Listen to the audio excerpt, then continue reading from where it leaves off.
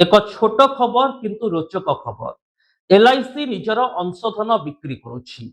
Life insurance corporation बा LIC हेउछि Bharat रे एक विश्वसनीय संस्था। जीवन बीमा एवं विभिन्न बीमा पॉलिसी क्षेत्र में यह संस्था आज भी टॉप रे रहिछि।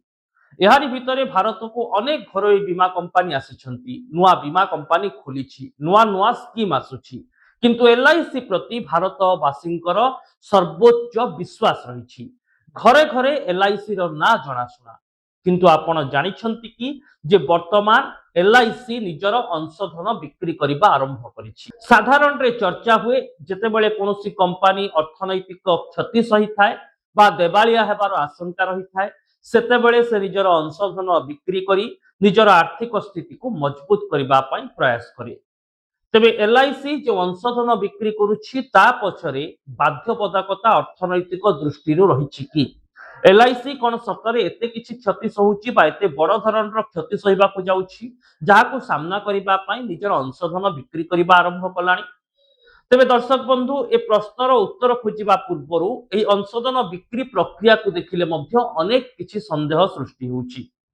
कहीं साधारणतः जेतेबेले एलआईसी निजर अंशधन बिक्री करिथाए बा कोनोसी कंपनी निजर मार्केट शेयर बिक्री करिथांती सेतेबेले सेने पूर्वरु सूचना जारी करती, एहाको प्रमोशन करा जाए एवं ताको आधार करी बाजार रे मध्य अंशधन किना बिका होइथाए।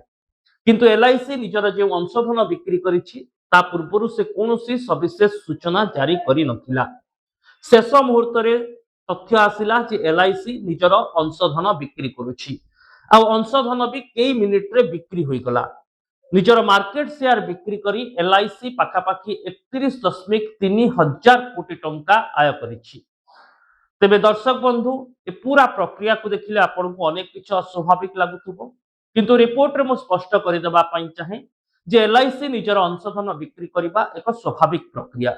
विभिन्न समय निजर अर्थनैतिक आवश्यकता एवं मार्केट स्थिति को देखि एलआईसी एही निष्पत्ति नै थाए।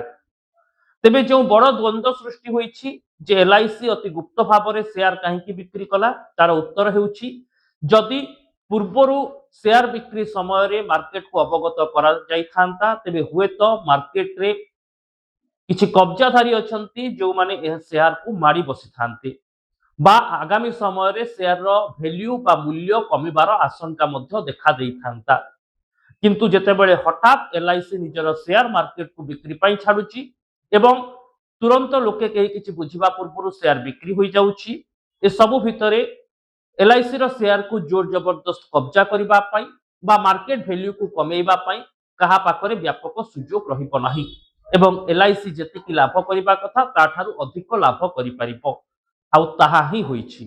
अर्थात एलआईसी पाखापाखि 31.3 हजार कोटी टंका एथिरे लाभ पाइछि एवं शेयर बिक्री कथा जहा आसुछि एलआईसी रो शेयर विभिन्न समय रे बिक्री होइथाय अर्थनैतिक आवश्यकता को देखि एगुनु एही शेयर बिक्री को एलआईसी देवालिया होई जिबा बा एलआईसी रो आर्थिक मेरुदंड फुसुडी जिबा भली चर्चा सहित जोड़िबा भूल करंतु नाही। एलआईसी आज भी विश्वसनीय संस्था, जेते बीमा पॉलिसी आसुना कहीं कि एलआईसी रो जो विश्वसनीयता लोकंक पाखरे रहिछि एवं पूरा भारत वर्ष रे एलआईसी रो जो सब बीमा पॉलिसी रहिछि ताहार लोकप्रियता भी रहिछि।